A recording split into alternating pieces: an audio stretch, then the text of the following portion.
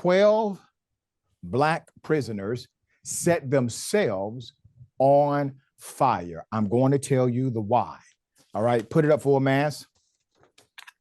You may have seen this on social media. So Black men incarcerated in Virginia's Red Onion State Prison reportedly set themselves on fire amid documented abuse behind bars. At Red Onion State Prison in Virginia, where 12 Black prisoners reportedly set themselves on fire in a terrible 2-week span this fall. Attorney Miriam Nemeth was likely horrified, but probably not shocked.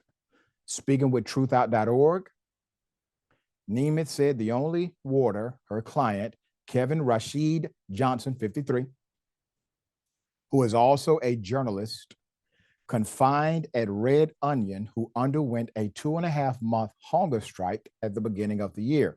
He was allowed to drink his cell's toilet water.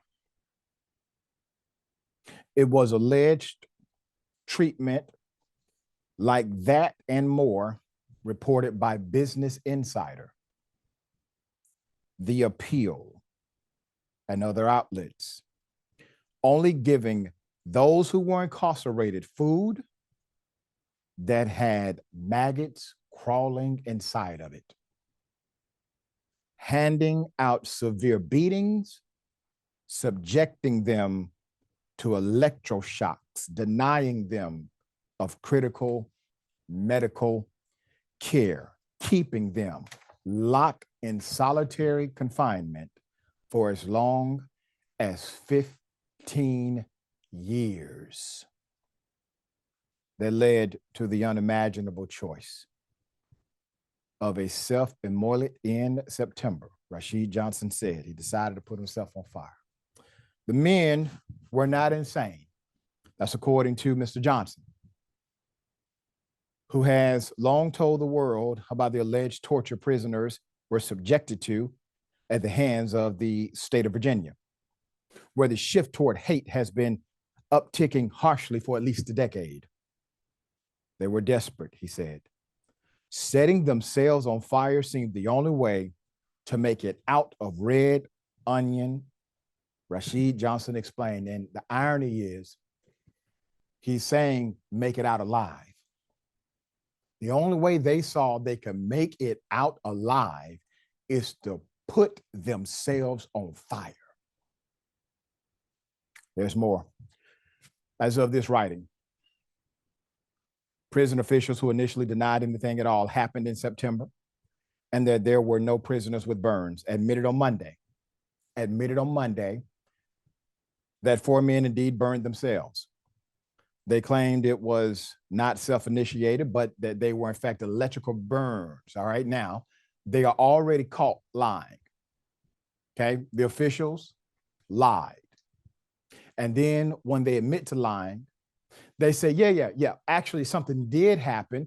Individuals were actually burned, but it didn't happen the way, they're saying it happened. So they expect us to believe them after they admitted to lying, admitted to the cover-up, and then still called those who are incarcerated the actual liars. It gets deeper. In October, incarcerated journalist Kevin Rashid Johnson broke the self-harm story for Prison Radio, reporting that men had burned themselves in a desperate attempt to be transferred outside of the prison. For more than 2 decades, civil rights attorneys, human rights advocates, and those incarcerated have documented the horrific conditions at Red Onion, which sits in a rural Western Virginia area near the Kentucky border. According to a 2018 lawsuit, one man allegedly hallucinated and spoke with his dead parents while kept in solitary for more than 12 years. In another case, a man isolated for over 600 days started to speak in numbers, lost more than 30 pounds, and signed his name with a series of random letters. The doc settled both lawsuits. Incarcerated now for 34 years, Mr. Johnson has been risking his life to get people to pay attention. The hunger strike was one act, but his broadcast and written commentary over the years is likely what has opened the door for some of the media to peek in. But doing so and really looking isn't something mainstream media has chosen to do. Despite the multiple accounts of documents of torture at Red Onion, named for the mountain in Wales, Virginia, upon which it was built. E. Shait said staff discriminate against him because of my race, my last name, or my religion. I don't mind setting myself on fire again. Shait said on the recording, quote, "This time I would set my whole body on fire before I have to stay up here and do the rest of my time up here." These men are not saying they shouldn't do their time. You have to understand the irony of the argument and the diabolical nature in which they are being treated. The argument is simple. Don't serve us food with maggots.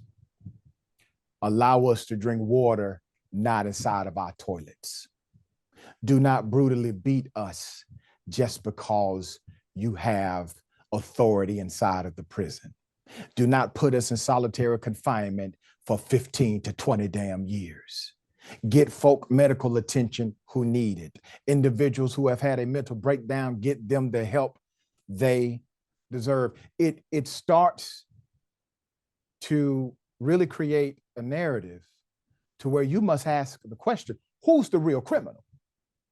Who's the heartless one? Who are the ones showing themselves to be inhumane toward humanity? The Virginia Department of Corrections responded. A Virginia Department of Corrections, DOC, spokesperson said the men used, quote, improvised devices that were created by tampering with electrical outlets. 4 incidents occurred on or after September 1st. They coordinated it. Yes. The agency said it tracks incidents of self-harm, but does not make reports on those incidents publicly available. Quote, to be clear, these inmates did not set themselves on fire, she wrote. They were treated for electrical burns at the department's secure medical facility at the VCU Medical Center and cleared to return to the facility. All 6 inmates have been referred to mental health staff for treatment. Once again, the spin is on. The spin is on, okay? I don't believe a damn word the spin master has to say. Nothing. And this is the reality. Many of us, we know individuals who have served time. We have been in conversation with those who have served time. Many of them served time wrongly and were exonerated. We've interviewed them right here on the show. To have someone go to that extreme, to have a group of individuals go to the extreme of self-harm in order to get out of a facility that's harming them worse by their regular treatment is extreme. All right. Now the attention is mounting. We encourage those who hear this story to continue to push for more light, because where light is, darkness flees. Francesca, thoughts? I mean, it already worked, right? Glenn Youngkin had to address this. Governor of Virginia had to address what was going on and said, you know, inmates shouldn't be harmed and whatever else he had to say. They already got that. That's huge. And they had to go to the extremes of lighting themselves on fire in order to do it. And again, like, what does that mean? Does it probably means something like triggering the fire alarm, right? Like something like that to get attention to yourself, because your regular suffering, or what I would call torture, this is truly torture. When you put someone into solitary for 15 years, give them nothing but maggot-infested food and deprive them of water, that's torture, people.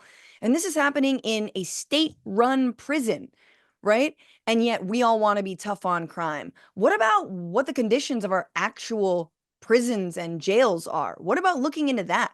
How do they actually help people change their ways, give them redemption when they get out, right? Like, what do we think goes on? Or is that just what you get, right? Is that what we think is justice in this country? Meanwhile, of course, the rich, get off doing whatever the hell they want. Yep. But look, you go to Google, look up Red Onion Prison. Since 1999, there were human rights violations that were being called out. 1999. So we're got 25 years later, and this is still happening. I mean, it's just so wild, and it goes unreported, Doc. And that's what's crazy. That's why these inmates took this measure, because we're talking about it now. And again, we could spend all day talking about prison conditions, and many organizers and activists and incredible stewards and advocates do that, as we should. We should remember how many people are currently behind bars, in cages, and being kept in solitary right now. I don't care if you did it or you didn't do it. No one should be tortured. That's right. And I applaud the work of people like U.S. Senator John Ossoff, who made it part of his entire focus to look at the human rights conditions inside of prisons all across America. And I would say this to those who champion this kind of action, to the prison guards who either participate or look the other way. I know many of you will proclaim to be Christian. And I know many of you go to church on Sunday, maybe Bible study on Wednesday. And I encourage you, really, I beg you to consider something. When Christ said, we do this to the least of these, who do you think they are? Who do you think they are? Because Christ told his disciples, when I was in prison, you visited me. When I was hungry, you fed me. The disciples said, we never did that for you. He said, yeah, you did. When you did it to the least of these, you did it to me. I want you to remember that next time you decide to violate the rights of another human being.